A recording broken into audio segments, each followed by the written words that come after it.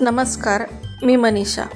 तर आज मी तुम्हाला गव्हाच्या पिठापासून अगदी पौष्टिक असा गव्हाचं धिरडं बनवून दाखवणार आहे। तर हे तुम्ही मुलांच्या डब्याला सुद्धा देऊ शकता किंवा नाश्त्याला सुद्धा तुम्ही हे धिरडं खाऊ शकता। तर हे धिरडं बनवण्यासाठी सगळ्यात अगोदर इथं मी एक कटोरी घेतली आहे, त्याच्यामध्ये मी 2 वाट्या गव्हाचं पीठ घालून घेतले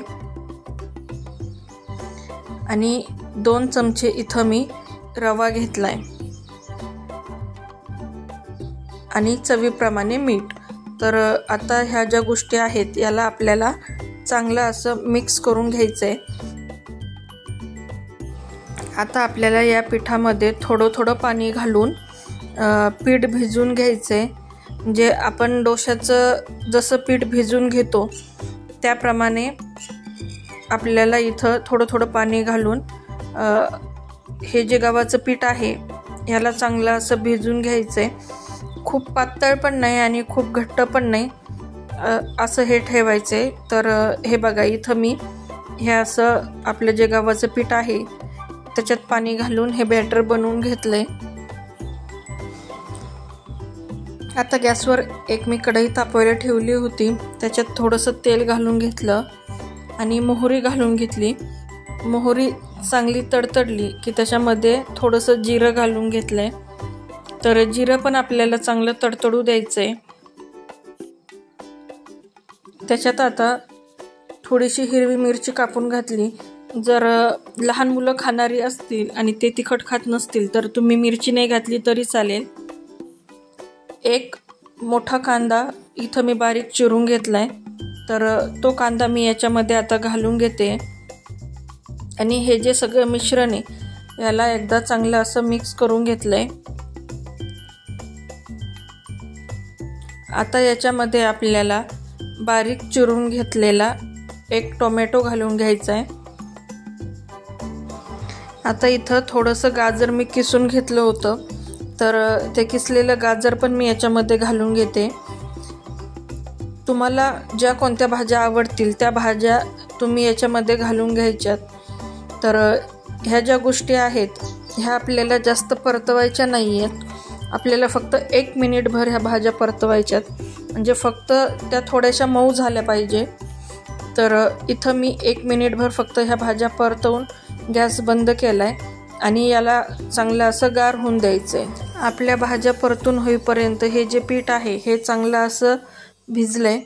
आता त्याच्यामध्ये ह्या गार झालेल्या ज्या भाज्या आहेत त्या सगळ्या व्यवस्थित घालून घ्यायच्यात।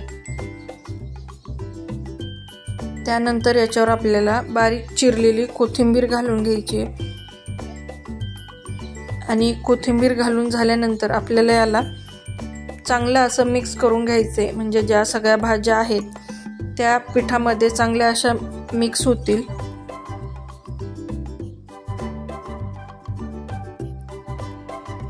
आता गॅसवर मी एक तवा तापवायला ठेवला होता, तर तवा चांगला तापून द्यायचा आहे। त्याच्यावर मी थोडंसं तेल घालून घेतलंय आणि या पद्धतीने आपलं जे धिरडं आहे ते मी इथं बनवून घेते। आपले हे जे पीठ आहे हे खूप घट्ट पण नसलं पाहिजे, नाहीतर आपलं जे धिरडं आहे ते चांगलं असं पातळ येणार नाही। तर पीठ शक्यतो थोडंसं पातळच ठेवायचं। तर इथं मी हे जे धिरडं आहे ते घालून घेतलंय।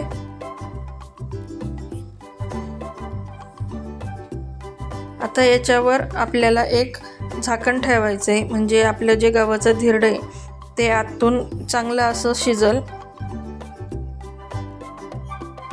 आणि आपल्याला हे एक 3 ते 4 मिनटं असं झाकण ठेवायचंय। 3 ते 4 मिनटानंतर बघूयात आपलं धिरडं कसं भाजलं गेलंय। आता उलटण्याच्या सहाय्याने अगोदर याच्या ज्या कडा आहेत ह्या आपल्याला व्यवस्थित अशा मोकळ्या करून घ्यायच्यात, म्हणजे बरोबर ते धिरडं आपलं निघतंय, म्हणजे तव्याला चिकटत नाही। तर इथं आपलं जे धिरडं आहे ते छान असं एका बाजूने भाजलं गेलंय। तर आता पुन्हा एकदा याच्यावर आपण झाकण ठेवणार आहे, कारण आपल्याला दुसऱ्या बाजूने पण हे जे धिरडं आहे हे चांगलं असं भाजून घ्यायचंय। तर दुसरी बाजू पण धिरड्याची कशी भाजली हे आपण बघणार आहे।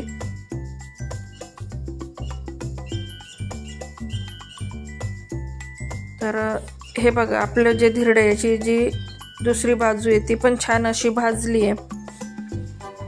हे धिरडं खूप छान लागतं. तर याच पद्धतीने जी राहिलेली सगळी धिरडी आहे ती मी इथं बनवून घेते.